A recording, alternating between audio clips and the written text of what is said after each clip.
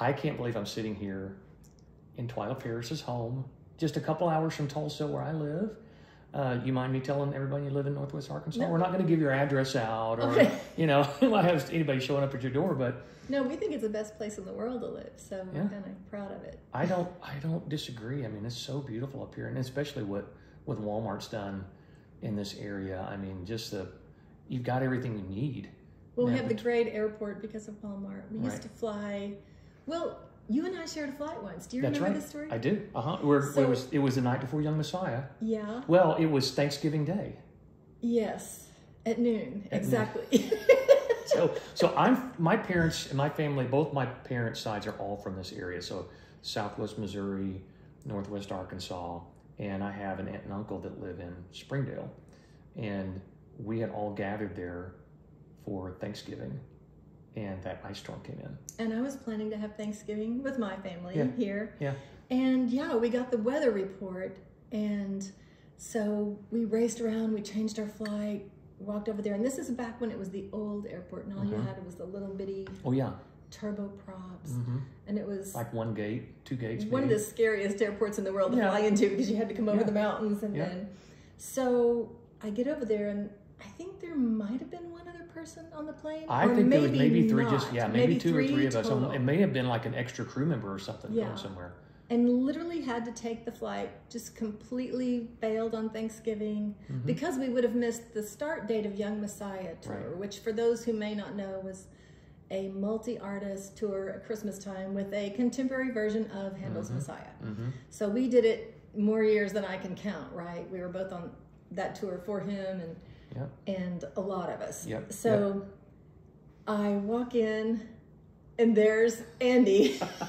And I walk in, I'm like, there's Twila. And we both had the same idea. We got to get out of town before we got to go. Yeah, we both just did the same. same thing, because the tour always started the night after Thanksgiving. So depending on where it started and where you lived. So did we go to Memphis? I think it started in Memphis that year. I have a memory of going to the promoter's house. Jim Holt. Yeah, and we had Thanksgiving. And his like wife had done a big dinner. Thanksgiving spread, because the crew and the musicians always had to come in on Thanksgiving or before. Right.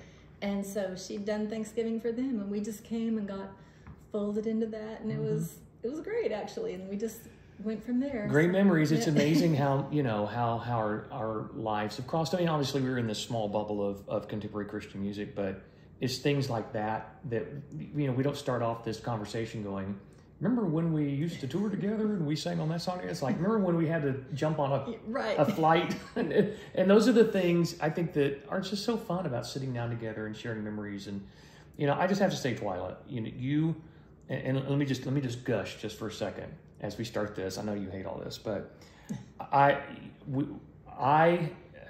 mean, guys like to rank things, right? We like to have our top 10 or our top 5 or whatever. My wife always tells me, it's like, women don't do that. We just love everything, or we don't like everything. Right. But I have to put you up there in the top 2 or 3 voices in the history of Christian music. And here's why. Not only is your voice amazing, and I listened to, a dozen songs again up here on the way to come do this interview with you. And just from being just washed over again by your beautiful voice, your demeanor. There was something really special about you vocally, and then the songs that you wrote. I mean, you're in the hymn book, for crying out loud. With He is exalted, and we will glorify, and we fall down, and Lamb of God. I mean, that's one of the first songs I sang when I got in Truth. So Mark Harris recorded it, a version of that, I think, on like one of the records right when he got in the group. Wow. And so that was one of the first songs I sang. If I knew that, I'd forgotten it. Go check your royalty statements. We were talking earlier about how much we've forgotten because a few years have gone by. Yeah, that's right. That's right. And then, I think one of the greatest songs in the history of CCM is Warrior's a Child. I mean, again, just listen to that today. They don't know that I go running home when I fall down. I'm like, oh my God, all the feels are coming back. I'm just so excited. And I have to tell you this too, that my listeners, when I ask them who would you like to see on future podcasts, it's always you, every single time. So everybody, we finally got Twila Paris on the 1 Degree of Andy podcast. Thank you for taking time to do this, inviting me into your beautiful home, And I'm just excited to walk down memory lane with you for a little bit. Yeah, me too. Yeah. So where do you want to start? You start with music. We can start with, airplanes, or we can start with. Well, we can go all the way back to the beginning. Yeah. Whatever you want to do. So, I don't know what year this was, but and I've talked about this some in interviews over the years, and there's actually a good ending to the story that we can get to. But my husband Jack and I got married in 1985, 39 years ago this May. Congratulations. Yeah. And coming up on the big 40. Wow. And without making the story super long, basically, shortly after we were married, we started realizing he was just getting sick a lot. We thought, oh, he's just run down. He got the flu really bad this year or something. But it just kept going and kept getting worse. And actually, it took a few years to finally get to the place where they diagnosed him with hepatitis C. Oh, wow. Which is something that a lot of people in our generation had, and a lot of people have no idea where they got it, and he didn't. And people have different experiences. Some people would have no idea they have it because they just feel fine, but their liver is being damaged, and they might get really sick later on. He was, he kept, he'd have a liver function test every now and then, and it was holding in there pretty well. But he had really bad symptoms. It was very debilitating in his case. And the way he would describe it, it was like having the flu all the time, if you can even imagine that. So we started out thinking we were going to be a team, and we were traveling together, but it just became impossible. And so this was, I don't know, maybe a year or two into it. We adjusted everything, and I adjusted, and we found a way to make that work. But I'd fly home sometimes when we had one day off on tour. I'd take the red eye and come home. But one night we were riding. I used to love, I don't know if you ever did this, but I loved to ride up in the jump seat in the bus at night. Yeah. And sometimes late when everybody was asleep, or I'd get up early.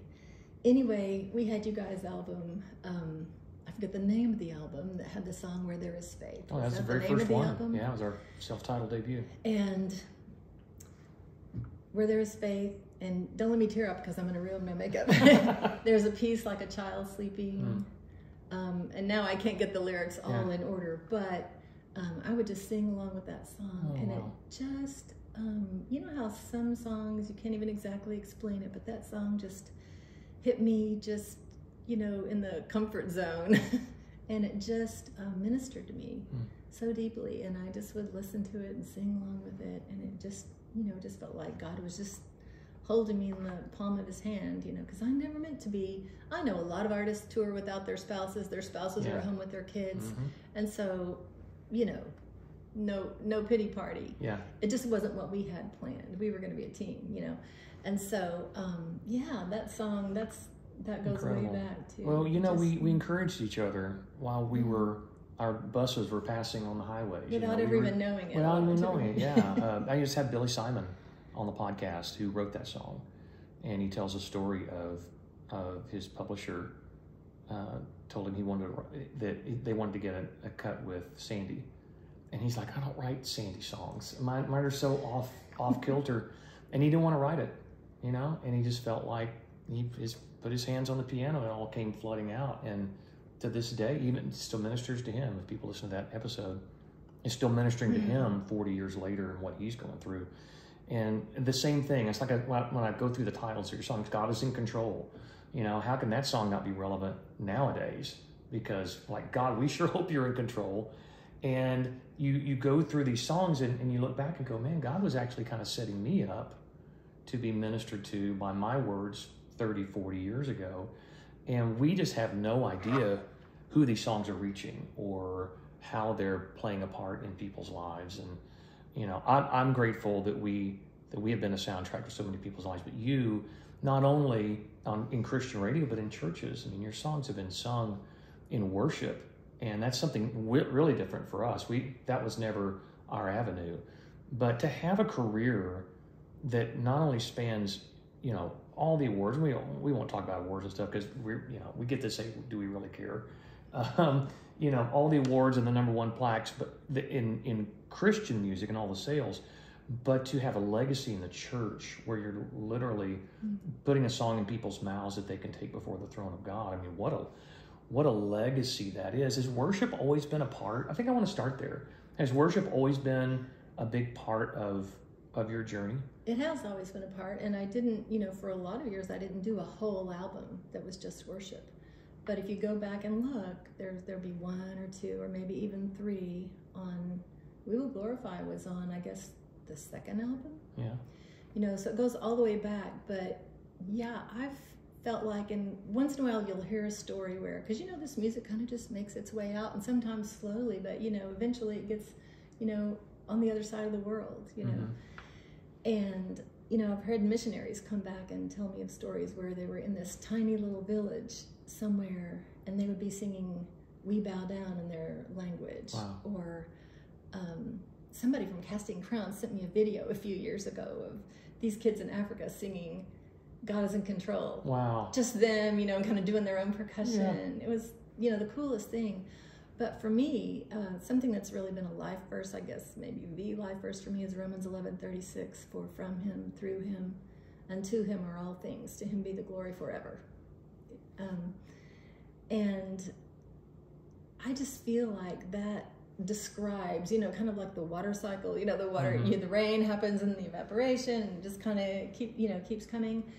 I always thought of that as like the giving cycle. Like God, as a songwriter in particular, God would give me a song.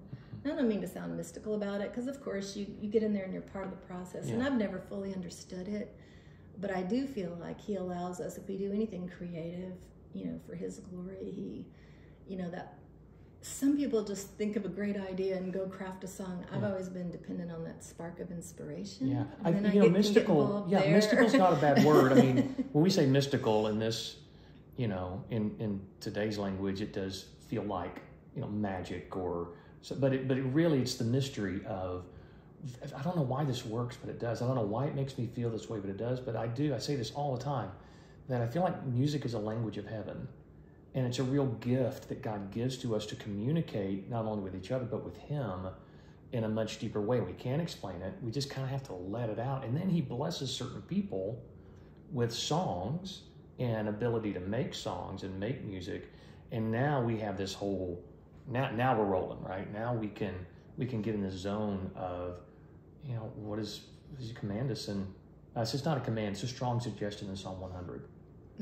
Come into his presence with joyful songs. I mean, he wants us coming and singing and making music before him. And go all the way back. Now, let's go all the way back, because you started at an early age.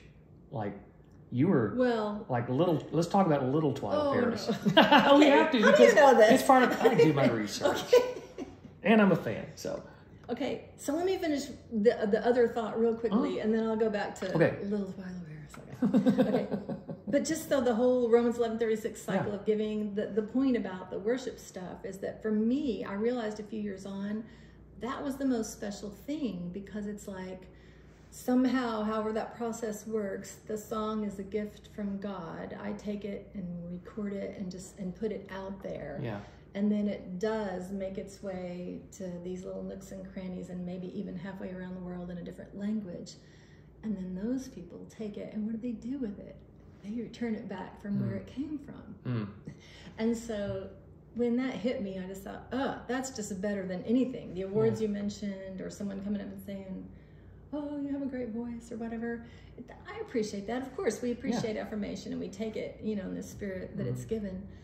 But yeah, just realizing that something that I didn't start. I was just this point along the way in this cycle. God originates it. It goes back to him. Romans 11:36. I mean, I just think that's really cool. So. I do too. Well, you can't. That's the thing, is you can't predict where your music's going to go.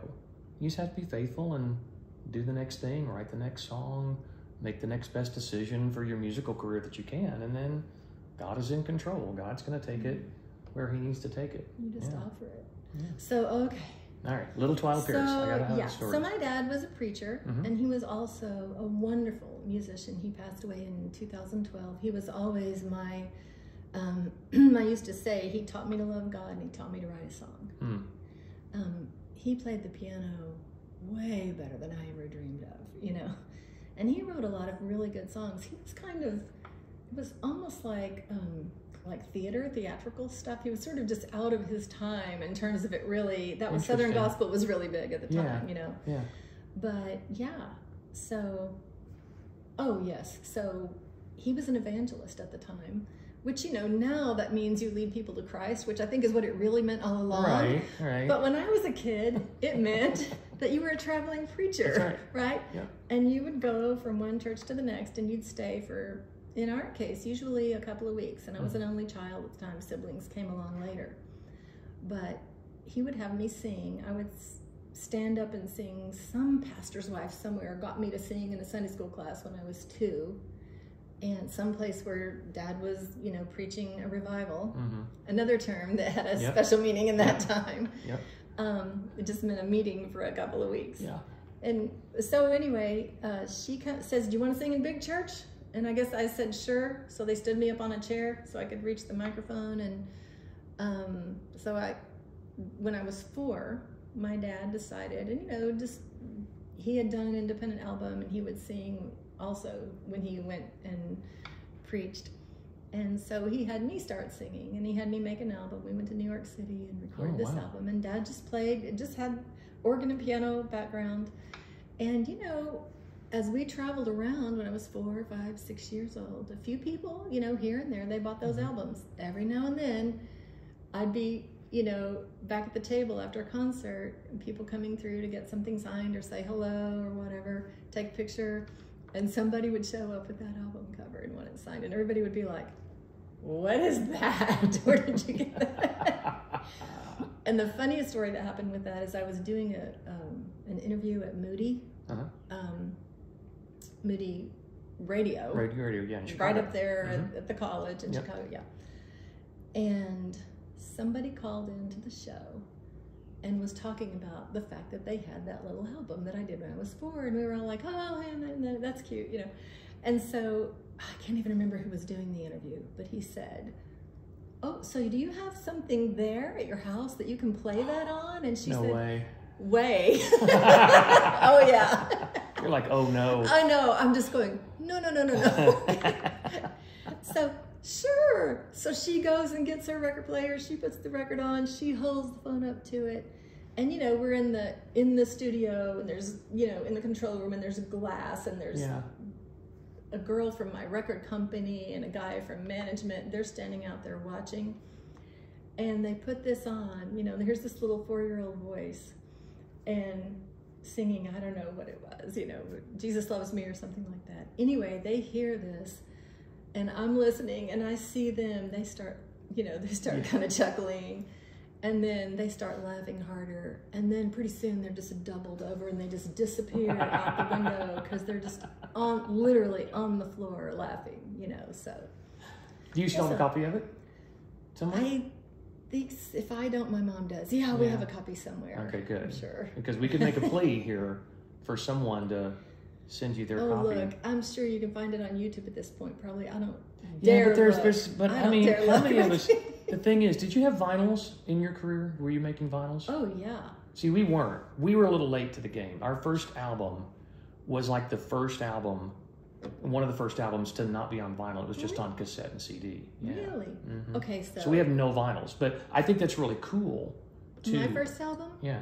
Was on 8-track. No. 8-track and what year vinyl. Was that? It would have been, let's see, I guess 80? It was 80, but it might have been 81 before it was released. But yeah, 80, 81, right in there. Yeah.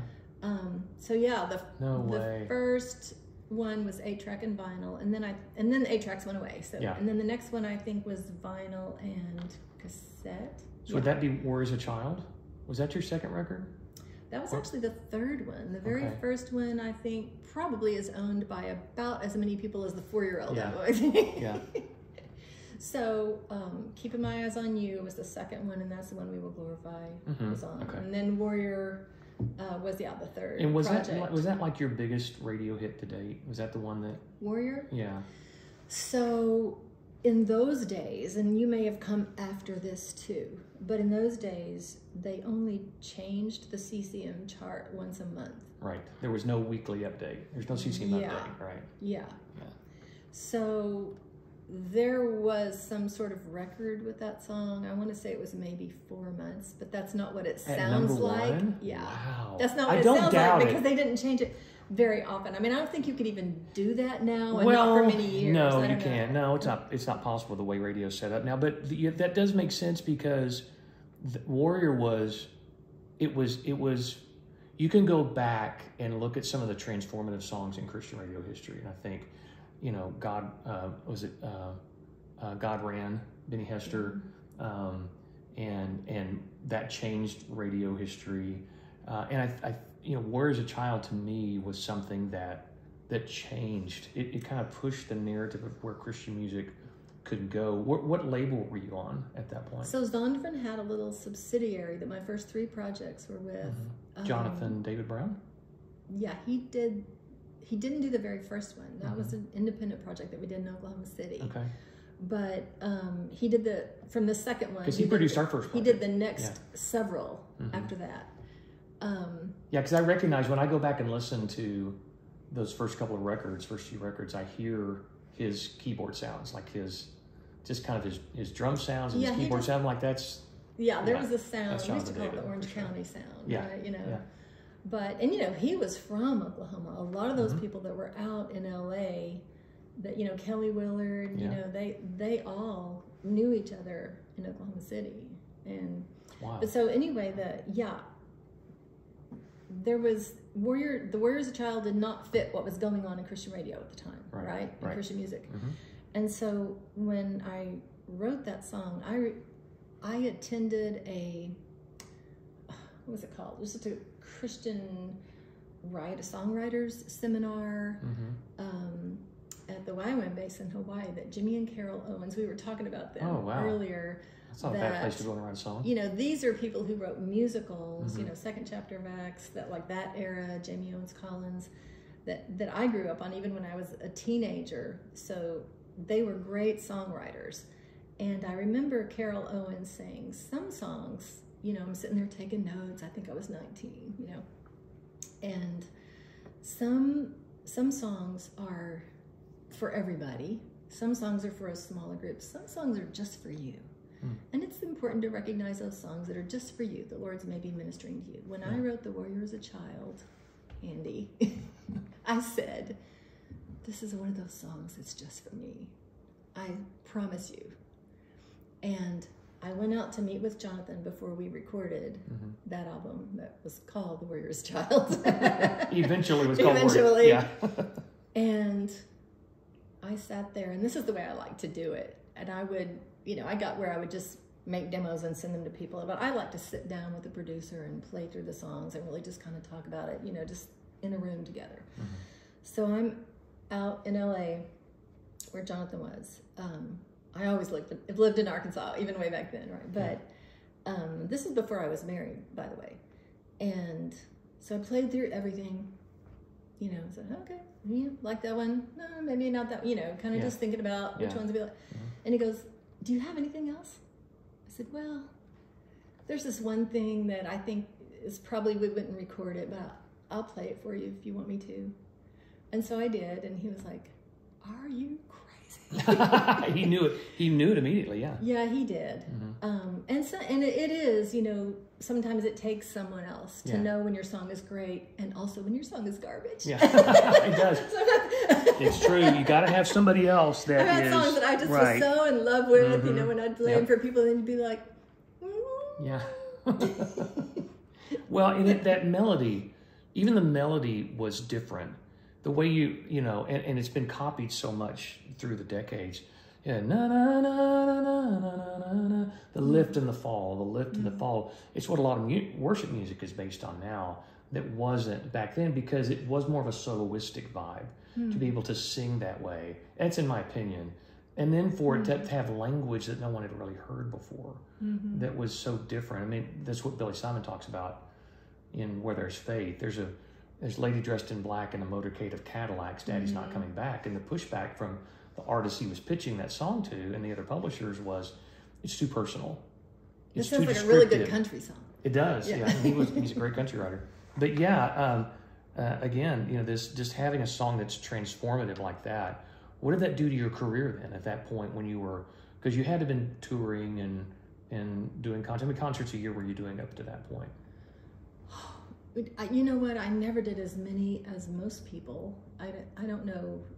I was a bit of a homebody. Yeah.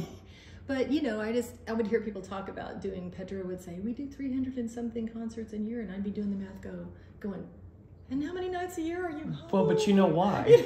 Because they got like 6 people in the band. Yeah. And that's the way with us. I mean, we had to do 4 times the work. Yeah. Just, yeah. There is luxury to being only one person, and if you're not and you play piano. So that's true. You could and just in show those up by early yourself. years, I literally did just show up by myself.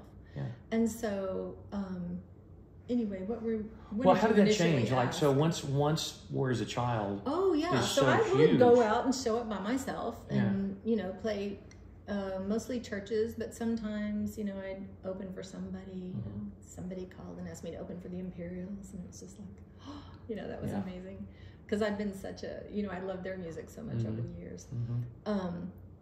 But Dallas Home, I can't remember even how this happened, but he asked me to come and tour with him, and he was in this moment in time when he was playing arenas, and I toured with him for 6 months. And so that was, you know, I got to play for a lot of people, you know, doing that. I can't even remember. I'd do maybe, was it 30 minutes or it was 3 or 4 songs, something like that, you know. But so that was one way that things changed, you know. And then you'd sell a lot of product at those, in those situations, I would imagine. You had to have. Oh, you had to have. You know, in a situation like that, it would just get shipped in, and somebody else was taking care of that, and that has been a minute. Yeah. And so And again, the difference between what you did and what we did, we were our own crew, and you know, our wives were back there selling the products, so we knew every night what was selling, and you know. And when I flew in by myself, we just had to kind of, you know, say, could somebody please, you know, sell albums back at the table, you know, because I couldn't, you know, do both. Yeah. And so, it was definitely a different So you thing. obviously didn't stay with Jonathan David's label and with his production company. So how you had to? No, he didn't have a label, and that, I mean, that the label was with Zondervan. Oh, okay. And Jonathan was really. Because he was producing Petra. I found Jonathan. I think they were suggesting a couple of other producers for my second project, and. So I wouldn't have looked at Petra to say, now that's what I need. But he also produced Kelly Willard's album, Blame It on the One I Love. Oh, I love that record. Oh my goodness. Oh, you give me chills with that one. So I called him up myself. I don't know how I got his phone number. I don't know. I think he was in the phone book. Yeah. In LA. Back then. Yeah. So I called him up, and you know, because he was from Oak City, and I had he knew everybody at the studio where I'd gone to do my. Did we talk about where you're originally from? Here. Oh, so you're originally from this area? Oh yeah, Northwest Arkansas. Okay, I think we did talk about that. Yeah. Excuse me. I was born in Fort Worth, Texas. Okay. And as I mentioned, we were traveling all the time to the point that we didn't even have a house. We'd have maybe a total of a month in the year that we weren't at some church. You know, either staying in the pastor's home or in what they used to call the evangelist quarters, which is a little apartment in the church. Once in a while, once in a blue moon, there would be a hotel that had a pool, and I would, you know, and my question always on the way to the next place would be in the car driving, I'd say, do they have kids? Because that meant I had somebody to play with for the next 2 weeks, and if they didn't, then I'm on my own for another 2 weeks, right? Anyway, help me again. Oh, sorry, we're all over the place here. Yeah, so where did you go? I mean, once... I'm glad you're remembering what you asked me. Well, I do this a lot. But I want to know when you, like where you were with Zondervan, but Zondervan was Benson, basically. At some point, Zondervan and Benson were the same thing. So Benson bought, I don't think they bought the book company Zondervan, but I think they bought the music entities. Yeah.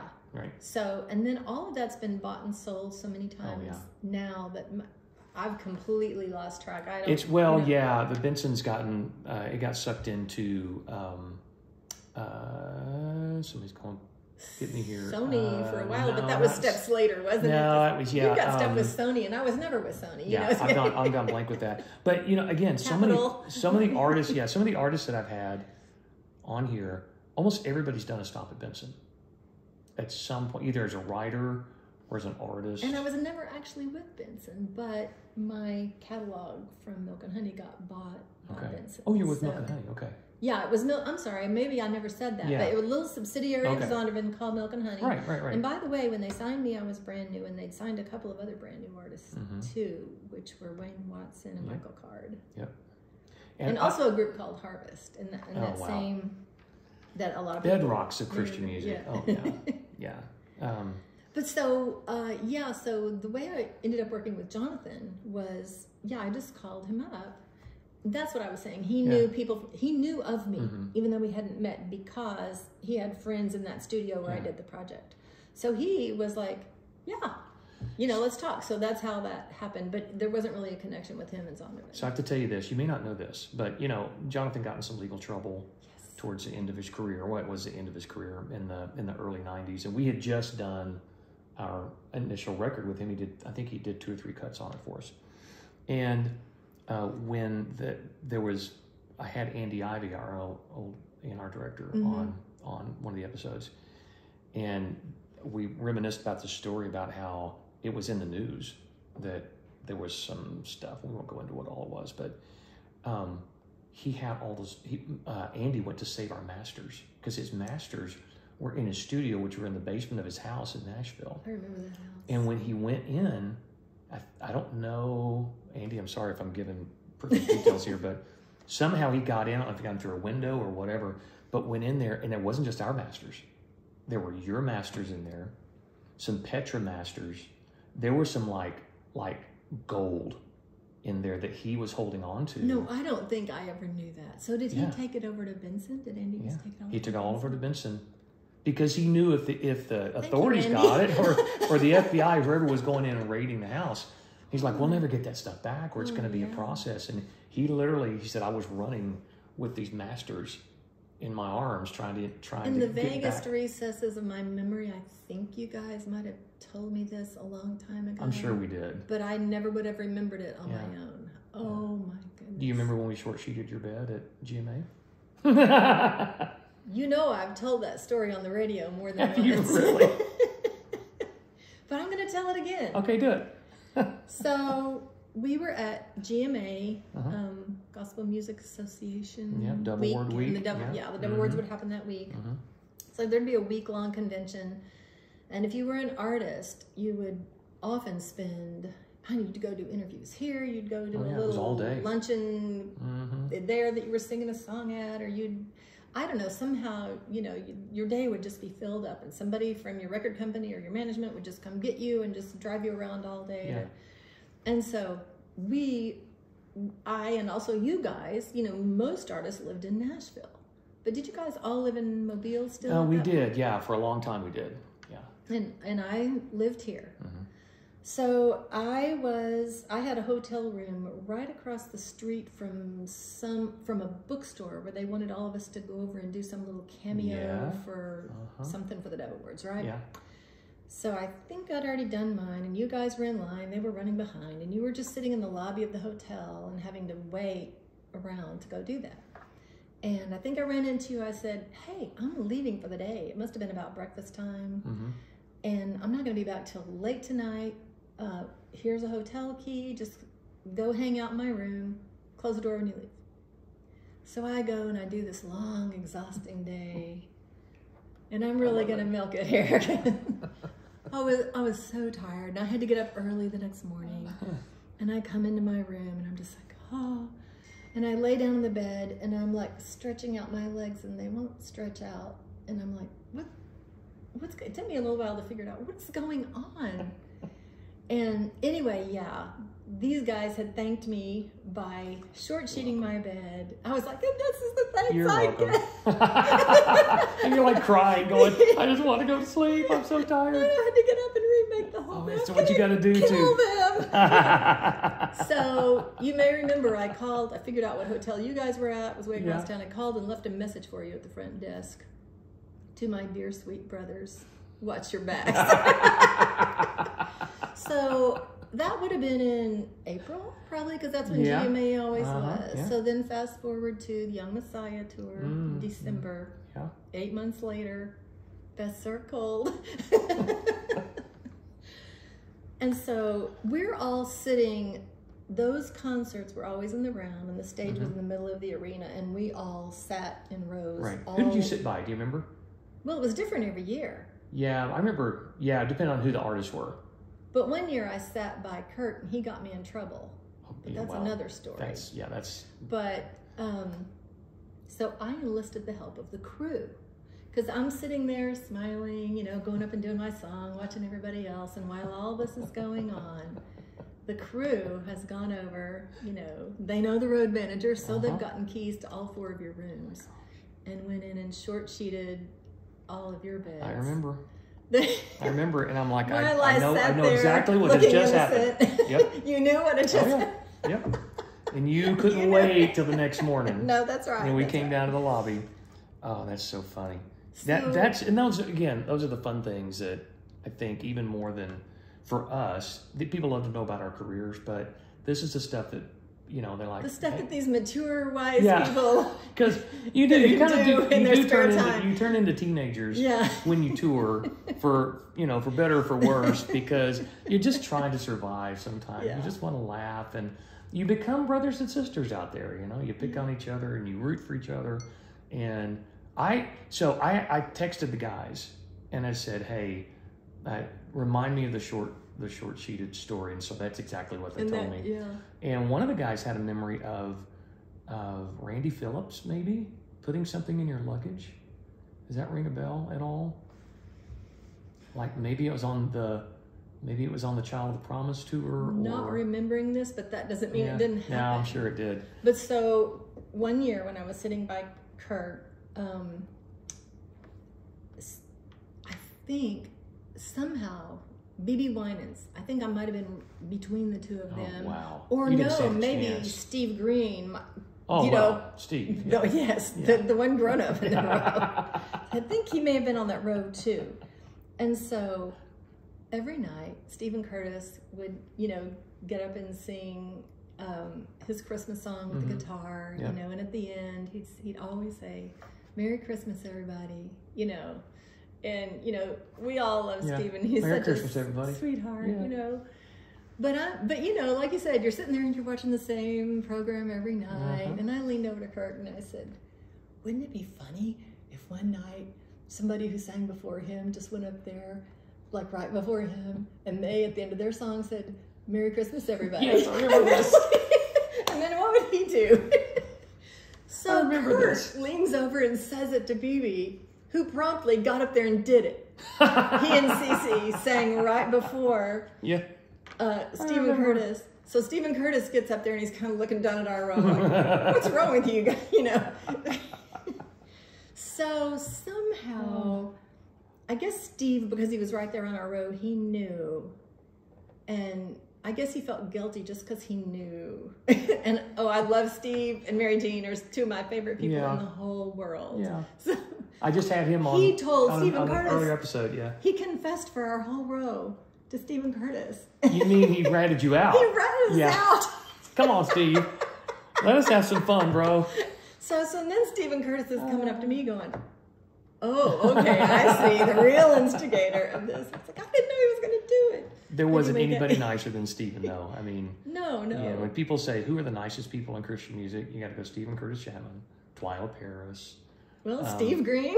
Steve Green, yep, absolutely. You had a killer band there for a while. I think, you know, there was somebody sent me a picture. David Cleveland. Yeah, so all ex-Truth guys that I used to tour with or were in our band at some point. They were pretty much, as a matter of fact, there was, I forget, I want to say it was Beyond a Dream. Yeah, that's right. That we had so many Truth people. Yeah. In that band. Dana Capolino? Yes. And we started calling the band Remnant of Truth. I've had Michael, O'Brien? O'Brien, yes. I've had Michael O'Brien on the podcast. He was in it, yeah. And he has great memories of that tour, and that kind of gave him his start. And, you know, just, you were such, so again, not that you're much older than me, because we're pretty close to the same age, but you just had some sort of motherly influence with those around us. You know, one of the things that, again, impression that I always took away being around you was you laughed a lot, you were awesome on stage, but you also were this motherly kind of calming influence around all of us. And the thing was, that's nice to hear. Well, yeah. The thing is, you did have a house full of kids, though, and it was like this. I didn't have any kids. Yeah, I know. Yeah, I know. And so it just. So I needed somebody to mother, so that's what it was. I was just like, these will be my kids. We had a lot of teenagers. Guys act like teenagers on those tours. Was that something that just, again, was just part of your? Obviously, it's part of your personality, but did you feel like that was part of your, like your instincts as well to bring peace to the situation? Because there's always chaos on the road, always. And it took certain people to go, it's okay, just follow me. I'm the adult in the room. You know, I think I probably did, you know, there were definitely, you know, there was always the next little generation coming on, and you guys were a little bit younger than me. The Point of Grace girls were even more younger than me. And the Avalon kids, I used to think, you know, they toured with me for a whole year one time. We had the same manager. Yeah. But I think I probably thought of it more as big sister than mother. And that's not me trying to be like, I wasn't old enough to be. That makes a little more sense, yeah. But I don't think I had, you know, I don't think I felt like it was quite. So I had 3 younger siblings, and the first one was 8 years younger than me. So I really, in my family of origin, we literally, and they were like, all 3 of them were born within 4 years to the same mom and dad. And then I was 8 years older than that little pack. Wow. And my mom and dad and I, for years, until they were, I don't know how old they all were before the 3 of us started calling the 3 of them, stopped calling them the kids. My mom and dad and I called my siblings the kids. Yeah. I mean, that's, and so that probably is a little bit of the psychology of it. Well, I think it was needed. I think you were such a calming force when you would be in the situations that I was around. You're always a calming force and always just everybody's friend. Okay, I'm gonna start gushing on you here. I do want to talk about one other thing. So I do have a bone to pick with you because you had the Song of the Year in 1995 with God Is in Control, and very deserving. But do you know what else was up that year? Oh, no. For Future Generations. Oh. And we thought we had it. Oh. We were like, because Basics of Life got snubbed the year before. And just like so many award shows, they tend to do makeup awards, you know, and Future Gen had been such a big record song. Companies that kind of have all the votes, but And Benson just wasn't known. I don't know how we won Group of the Year as many times as we did, because Benson didn't. They made a big deal that they didn't block vote. You know, they weren't gonna tell their employees or their subsidiaries how to vote. Not every label did that, but that was a rich year. I mean, that was, you know, think of all the songs that came out in 94, 95, 96. To me, that was like, I started looking through some of the GMA nominations for those years, and it was, for that song to kind of rise to the top, I felt like was, and again, don't take this the wrong way, not a crowning achievement to your career, but I think what it did was, and I think you were maybe Female Artist of the Year or Female Vocalist of the Year that year, and for several years in a row. To me, what those awards do, and even though we look back on them and go, oh, that was really nice, you know, they are what they are. But you can look at it and go, there's kind of this moment where everybody recognizes this is someone that's been important to our industry for a very long time. And I feel like that year was for you. And then just everything surrounding Norman Miller, we talked about him before we got started, who was your manager. And I heard your husband Jack say, just so grateful for him for, you know, helping you make the right decisions in your career and put you on the right tours. And we saw you everywhere. Everywhere we showed up, there's Twila, you know, and we had different managers. Our manager was Mike Atkins, who was great. And then Norman was, you know, one of those, there were 4 or 5 really great managers in the Christian music world, but Norman Norman was right up there at the top. I mean, just about everybody he took really had a great run in their career. Yeah, so I'm going to back up a second and tell you about that Devil Words year, and then I do want to talk about the Norman thing, because yeah, that was very cool. But so God is in control.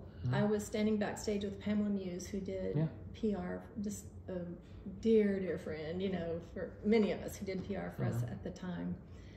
And I don't know, somehow she was in the know, you know, and I think I was also co-hosting that year. Oh, I think you were. Yeah, that's right. And so I think I was going to go and do something. And she goes, no, stay here. And I was like, no.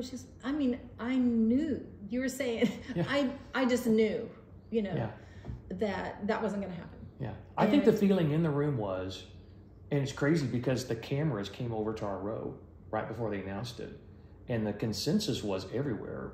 Future Generations is going to be Song of the Year. They didn't know. Yeah. And so I just kind of, you know, you have a few years where you're thinking a song has done really well, and then you're like, oh, okay. So you kind of finally figure out, okay, that's not going to happen. Yeah. And so anyway, they called my name, and I was like, I mean, I was literally, my jaw just dropped. I was like, what? Because it wasn't like, oh, I hope. Oh, no, it was like, no, I knew it wasn't going to happen, you know. And so, I don't know if you remember this, but I walked out on the stage and I was literally speechless for long enough. And then finally, I gathered myself and I gave the most amazing speech. I thanked the Lord, I thanked my dad. It was really a wonderful speech. And when I watched it later on TV, I stood there long enough speechless that they cut to commercial. I came out and just stood there like a deer in the headlights. Nobody ever saw it. That's incredible. Incredible. If you didn't have something on the prompter, you didn't know what to say. So blown away. But so Norman, my husband Jack, had managed me. He started booking me. He worked with my dad. He was like my dad's assistant. And when I did my first album, he volunteered to call people and see if they would let me come and sing at their church. And he would call up pastors, you know, my dad, because you know, he was a preacher. He had a list of preachers that he knew, and you know, and so Jack would call them up, and they would, but sometimes it was like just a minister's book. It would be people he didn't necessarily know. The ones he knew would let me come sing a song, you know, but it's courtesy. But so Jack would call up and go, so I'm representing an artist named Twila Paris. Who? Twila who? That they had never heard of me, of course, you know, first album. So he would send them a cassette, so they could listen to the music, so they could see if they wanted to let me come and sing a song or two. I mean, and this was before we were ever even dating. So that's how Jack and I started out, with him cold calling pastors to see if he could send them a cassette of my music. That would have been 1980-ish. So then we got married in 85, and you know, at this point he's started managing me. So did you start, did you date for 5 years, or was it just kind of a slow burn? No, we weren't even dating yet then. Like, what was the turning point there? Oh my gosh. Like, I need to know. Okay. Everybody else wants to know. So this is like, this is not me telling you, this is what you should do, right? How many people have that story? Okay, don't do this. Don't date in truth, right? Oh yeah, you know that. How many couples do we know? You've been around enough truth people to know those rules, So we were just friends, you know, and he was booking me. So we, you know how it is. You're working together, so you're hanging out more. And we'd always been friends. I'd always really liked him. We'd been on some missions tours together, you know, just with YWAM and things like that. And talk about a personality that diffuses conflict. You know, he had a personality like that. And I just really liked him, just a good friend. But so anyway, one night he says, after a Sunday night meeting, he says, can I drive you home tonight? And I'm telling you, we're just friends. Except, you know, I had started to get, okay, my nieces taught me a term. I love this. I had started to get a little heart sparkle. Oh. You know, I heard them asking someone the other day, do you have a heart sparkle for anyone? They said, that's just before a crush, a heart sparkle. Funny. So I had a little heart sparkle, but I thought, oh, I've seen other people get crushes on him, and it's, oh, this is mortifying. So anyway, he says, can I drive you home? I want to talk to you about something. I was like, okay. You know, so he pulls in at the library. I don't know. It was just a place where you could get a parking place, you know. I say, you know, the library's not open that time. Park. Right? I know, right? Yeah. So I have to ask him about that. I don't know what was at the library. But anyway, so it took him a long time to like spit this out. You know, he kept getting me metaphors, and you know, and I'm thinking, he's figured this out, and he's going to tell me, listen, we really just have to be just friends. And I'm just like so mortified. You're getting ready to be crushed. And well, and also just embarrassed. Yeah. You know, and finally he just goes, okay, this is it. I want to marry you, and if I can't marry you, I don't want to marry anyone. Well. And I was like, talk about fast tracking the relationship. You know, and I was like, yeah, that's right. Wow. Yeah. And always before, if somebody would come to me and say, hey, I'm good, I'd be like, oh, giving them the speech, you know. Mm-hmm. And, you know, you know how it is. You try to tell people this when they haven't been there yet, but you just knew. Yeah. And so we went ahead, and we didn't want to miss out on the courtship time, right? So it was a year and a half later before we actually got married. Yeah. But anyway, so he'd been managing me, and I guess it had been been married maybe about 5 years when we hired Norman. And Jack finally came to me and said, you know, I just can't keep up. You know, and he was kind of doing everything, you know, what was the division of labor? I sing and write songs, he does everything else. And for people who don't know what goes on behind the scenes, they think, ooh, that's the easy part. But you know, it's not, right? Yeah. It's like the 16 hours a day. The manager guides your career. It helps you, with contracts, and helps you get synergy between publishing and touring and record label. But he was road manager. He was advancing the dates. I mean, he was just like, they have a vision for you. Everything. Yeah. And so anyway, he said, I think we're going to have to hire someone to do management because I'm not keeping up. And I was really against it. No, I don't want to, I don't want to do that. We'll figure something out. We can delegate some things. And he just felt like we really needed to. And we talked to, a few different people. And we ended up, meeting with Norman. He was great. He was really, open to it. And we ended up making that decision. But Jack told Norman after the fact, I would hear him say this from time to time. He said, you know why I really wanted you to manage Twila? And, Norman would say, I don't know why, in his little Scottish accent, And Jack said, because whenever we did concerts around you, you were always the manager I was intimidated by. Oh, wow. And I could see that. So he just felt like, and not because Norman was intimidating or rude, he didn't mean that, he just meant you're the one that I knew was like, this guy's going to get it right. And if there's, but Norman, because he had managed his wife at one point, he knew exactly what it was, that's a different dynamic, Was it hard for Jack to let go of all that? That's the thing. Yeah. Norman completely understood that. And Jack, even though he couldn't be in there doing the day in, day out, he really had been there from day one.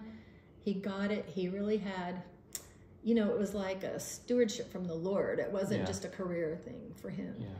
And so, sometimes things would be just really important to him, and he would weigh in, and he never made Norman's job difficult. He would just, hang back.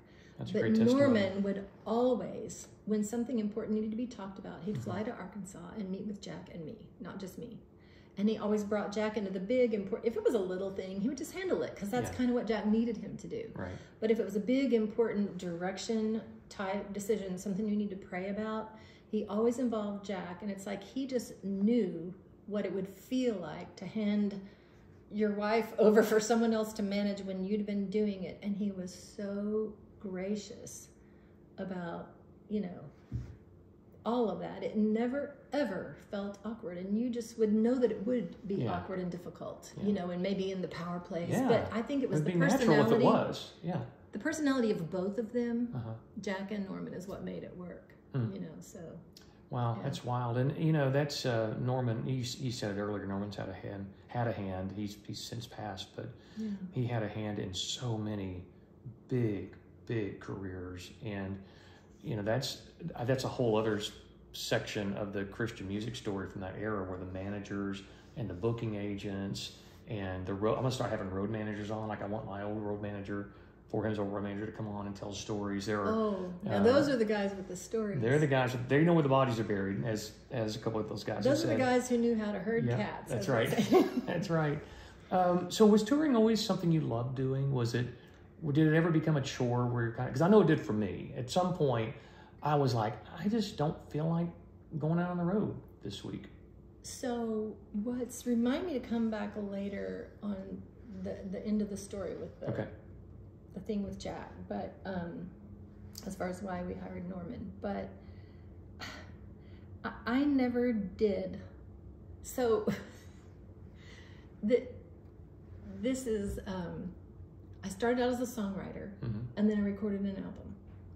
And then when I signed my first contract, there was a clause in there about me needing to do a certain number of concerts a year, and I was like, wait, what? I'd never done a concert. Yeah. So I don't even know if I can do that. Yeah. I write songs, I make albums, and you didn't know that was part of it? So I wanted to be Enya. I mean, didn't she? Yeah. I heard that I think she finally did tour before, So I had to kind of like figure out how to, I was like deer in the headlights, figure out how to do a concert, And so for me, it was, especially in the early days, it was the hardest part of what I did. I was very comfortable, in the studio, writing, but up on stage, that was not my comfort zone, And so it wasn't so much that I was afraid to get up and sing a song. It was just the whole thing of kind of carrying the whole concert, And that's the thing when you're a solo artist, it's kind of like, it's almost like when they first came out with, what did they call them? The little things on stands where you ran your own monitor. Oh, yeah, the avions. Yeah. And I don't, generations past that now. But they were like, oh, you're going to like be able to mix your own monitors. And I'm like, yeah, when? When I'm playing, when I'm singing, or when I'm talking in between songs? When am I, to turn around, excuse me, Yeah. So for me, that was not, so the thing is, you're just kind of doing everything. Yeah. So you'd come off the stage feeling like you'd worked a whole day. And I think you did even with four of you. Yeah. But it helped me a ton when I got a band. So I'd go out and do concerts, and I would just come home and just like collapse and just kind of have to recover. It's not just the concert, it's the traveling. Getting to and from, and then it's the extrovert. Dealing with people you don't really know. It's having to be an extrovert where many of us are introverts. Right. And our extrovert is the only place we show it's on stage. But then you got to go back, and we all love our fans, and the only reason, we had a career is because of them. But it's difficult now to have to go out to the autograph table, go out, shake hands, sign autographs when you've just given everything on stage. And so, yes, for people like us, you come back home and it takes a couple of days. So somebody told me a few years on that, somebody that was doing one of these personality type tests, the definition of an extrovert is someone who recharges by being like with other people in big groups on stage. They just get like more and more energy, And an introvert is someone who has to go home and be either alone or with a tiny little group of really close people, and that's how they recharge. And they're draining when they're in the big groups or on stage. Right. So yes, I was one of those. Yeah. And so it really did help a lot, when I stopped going out by myself and had band, road manager, and those people just become your family on tour. And then I actually got to the place then. It was, I would enjoy that interaction with the audience and singing the songs. I did like that. It was all the peripheral stuff, the travel, Right. But I got to where the whole process, you were on the bus instead of dealing with airports and airplanes and security and all that. And, you have your little bunk, and it's like you've got your little home on the road, So when we started touring in that way, then I actually got to the place where I really enjoyed the whole big vibe of the tour. Yeah. But so that was a little bit complex, but I'm afraid there's no place like home. Yeah. Do you feel like that's why you always lived here and never made the move to Nashville? So that's another story. Yeah. So it was in 1990. I guess Jack and I would have been married about 5 years, although This was before we hired Norman, so that must have been a little bit longer. I don't remember. That actually might have been 95. It might have been 10 years before we actually hired Norman. Okay. So I messed that up. But 1990, we decided we were still having to fly the little bitty turboprops if you flew to Nashville. We still had to go over the mountain on a little windy 2-lane road. It was before Highway 49. And we had to go to Nashville more and more and more. We did all the recording there. I'd have to just move down there for 3 months because that was before all the technology we have now, you know, where well, that's where everything, and that was where everything was happening. Right. So, yeah. So I was always having to go there. Yeah. And so we decided to move down there. So we did. And we lived there for about not quite a year. And we talked to my dad. Jack started feeling like, oh, we made a mistake. We shouldn't have done this. You know, and we started realizing, you know what, we didn't really pray about this. It was just the obvious logistical thing to do. So we did it. And then we started realizing God didn't really direct us to do this. And we just kind of jumped on our own and did it. And so I remember my dad saying, if you feel like you've made a mistake in following the Lord, you don't need a word of the Lord to go back to where you were. You'd need a word of the Lord to stay here. Yeah. You know? Yeah. And so we just really felt like, yeah, we were never supposed to do this. We didn't hate it because people, oh, did you hate Nashville? We didn't. It was actually very nice to. I made one album. I made "Cry for the Desert," which is the first album I ever did with Brown Bannister, and slept in my own bed every night. It's the only time I ever did it in my life, you know. And then we moved back here. Yeah. But travel got easier. We got the good airport thanks to Walmart. It does make on paper. It all makes sense. It all makes sense on paper. But I just felt. But I got uprooted from the soil I was planted in. There you go. And that wasn't right. And there's something about living in Nashville when you're an artist. If you're an introvert, you're always on. Like every coffee shop, every restaurant, every grocery store, you're going to church. Everybody you work with in the industry, and it's not like, I mean, you work a regular job. I say regular job. That's not in the music industry. You work a regular job and go to church with the same people you work with. It's different because there's just something about that creative, that the thing that's always spinning in the music industry. You feel like you're always on. You always got to be your artist self everywhere you go. I personally couldn't take it, and the people that I know that never really moved to Nashville are kind of like us. It's kind of like, I just needed a place where I could hide or get back to the soil, right? The soil that enriches me. And the places where I put down roots, and people know me as Andy, or they know you as Twila and not Twila Paris, the artist, or Andy Chrisman, one of the guys before him.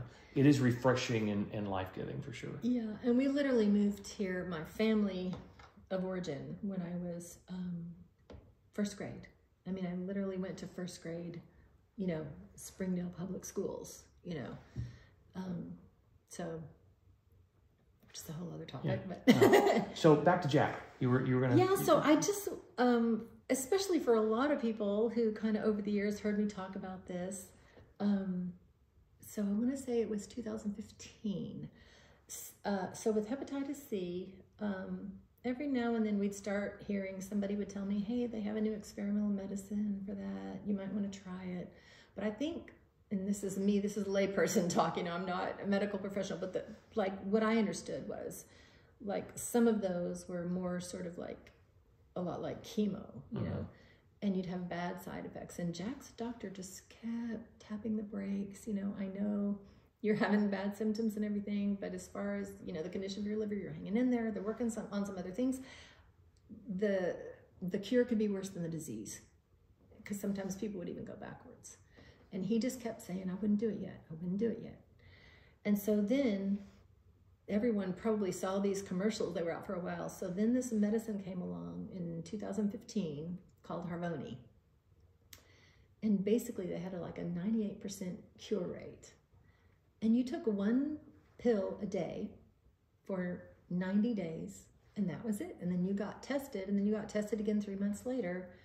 And so bottom line, you couldn't have taken any other treatment or you weren't a candidate. So first of all, the fact that Jack's doctor had never let him in all those years try anything else. So he was basically a perfect candidate. But then it was monumentally expensive.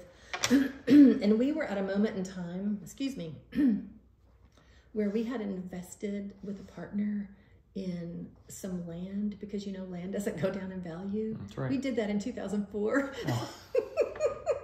Except then. Except then, for the first time in ever. Yeah. And so it's like years on, you know, we're just like joking, just trying to make these payments. And we literally could not put our hands on. We could have before. God delivered us from that season. We could now if we had to, but we couldn't then.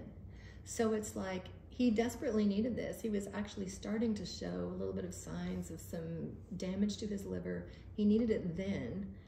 And insurance company turned us down.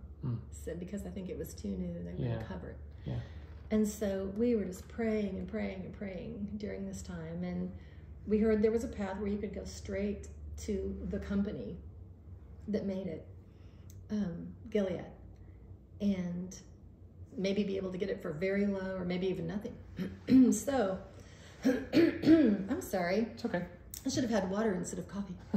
But, so, Jack called them and he got kind of on, he was talking to this person, he sent the information, got on this little path, and bottom line, the way they did it, they would FedEx you 30 days worth.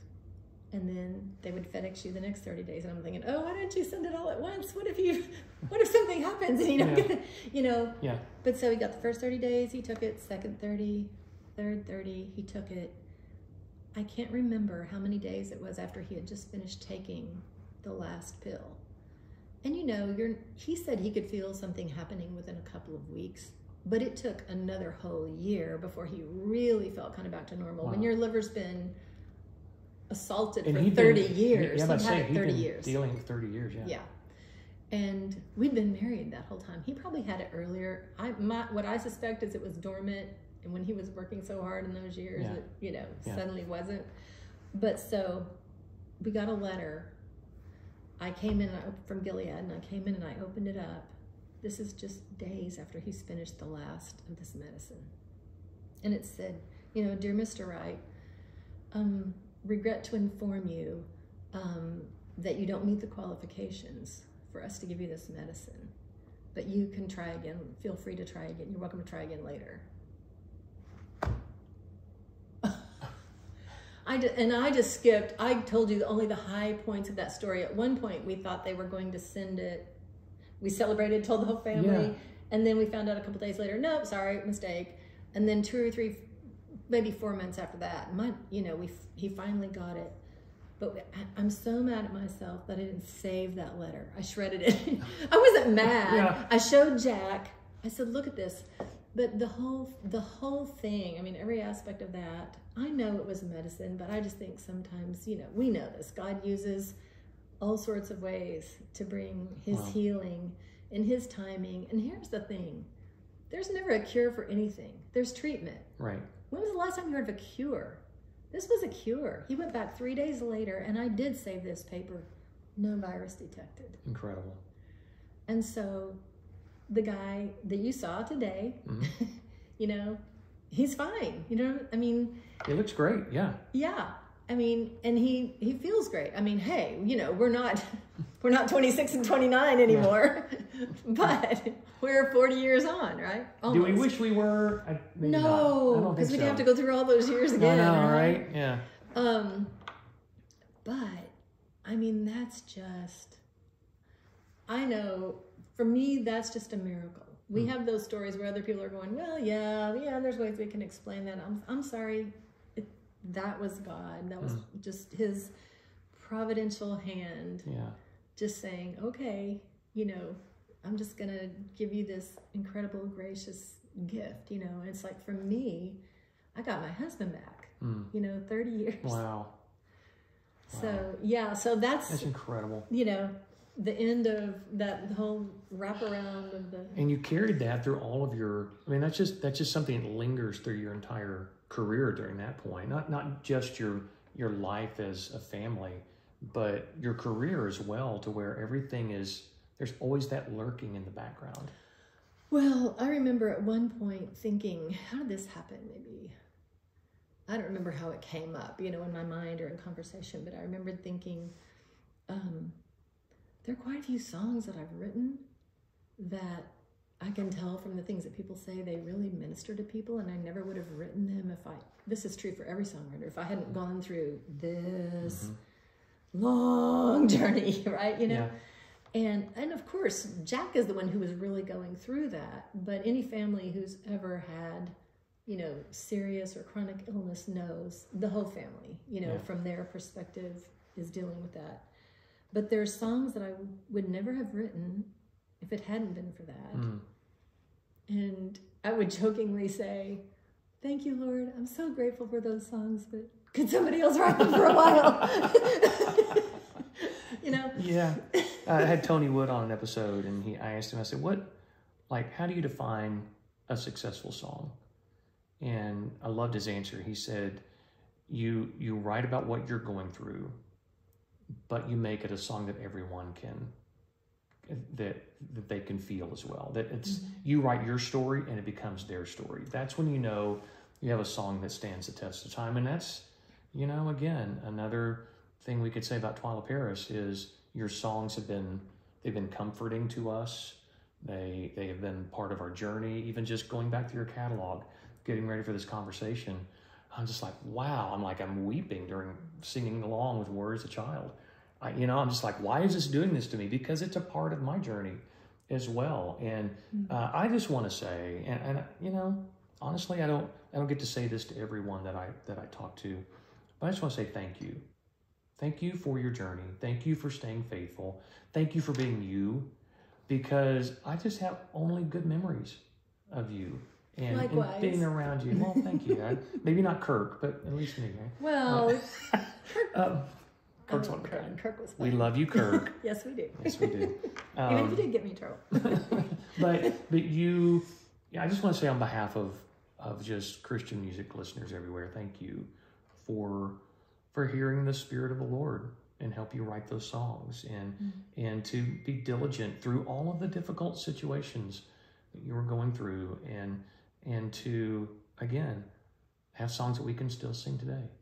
My wife and I were singing along to He is exalted, He is exalted on high. Before I left today, she just like, tell Twila, I love that song so much. Oh, thank you. But they're all still a part of our journey. So thank you. Well, and you know, the grace, as Scripture tells us, is sufficient, you know. But my dad used to say, the grace is there, we have to accept it. We can accept it or reject it, right? And so, yeah, if that's a word of encouragement to anyone, you know, for whatever you're going through right now, because, you know, how many times have you heard preachers say, if you're not going through something now, you will be. That's right. Thanks for the encouragement, you know, but that's true, right? And my dad used to say, you know, trials are like, you know, you have like a 4th grade trial. And when you get done with that, guess what happens? You get a 5th grade trial, you know?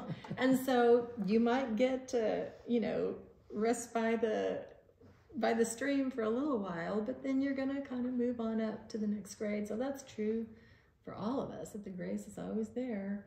And it's just a matter of, you know, and I've had my moments where I was accepting the grace, and I've had my moments where I was, you know, wallowing in my little pity party, you know, and then I'd have to write about that and confess it, you know. But, you know, to me, songs are like, somewhere along the way, and I think this was from hearing other people talk, and I'm going to digress a tiny bit more and hope I can come back to where I was. But I had the experience, like when I wrote The Warrior as a child, I understood it a little bit, you know, because I was already a young artist, and I kind of understood that thing of expectations and feeling the pressure to kind of live up to that, but that was very shallow level. And one of the elders at my fellowship spoke on, you know, no matter what God calls us to do, you know, even if you're out there fighting battles for the Lord, you know, you're always His child, and you need to remember that when you need to come home and like just have Him wrap His arms around you, He's your. So that was a thing. It was basically somebody spoke on that, and I had just an inkling of understanding, and I was like, oh yeah, I kind of get that. And so I went and wrote that song, in quotes. And then I started getting feedback from like missionaries, pastors, people 20, 30 years older than me, who just were so deep in their experience and their relationship with the Lord and the things they'd gone through and the ministry. And I was like, I don't have a clue what that song's about. I don't get it. They get it. It was for them. They get it. And that's why it was so silly that I almost didn't record it. But I've often had people write to me and explain things to me about my songs. Oh, I can see that you were thinking this. And I'm like, I wasn't thinking that at all, but that's brilliant. Thank you. Wow. Yeah. And they understood them more than I did, is the point, And I started realizing that songs are like garments, and when somebody else can take it and just put it on and it fits and wear it, and be like, this is mine, and you're like, yeah, it is. I had the privilege of being able to be a part of that. And as I've gone along in time, I've gotten to a place where I'm, wow, I'm starting to understand that song a little bit that I wrote 30 years ago. How does that work? It's just the Holy Spirit, but